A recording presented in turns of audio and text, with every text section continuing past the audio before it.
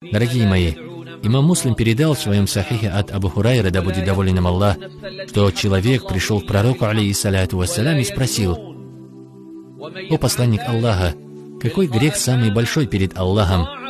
И пророк, саллаллаху алейхи вассалям, ответил: ширк, многобожие. А затем какой? Убийство своего ребенка, боясь нищеты и бедности. А затем какой? Затем прелюбодеяние с женой соседа.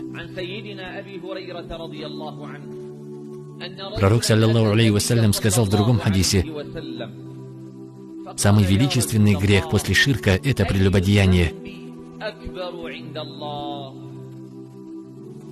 Сегодня мы рассказываем о человеке, которого соблазняла красивая женщина, а он ей ответил: «Я боюсь Аллаха, Господа миров».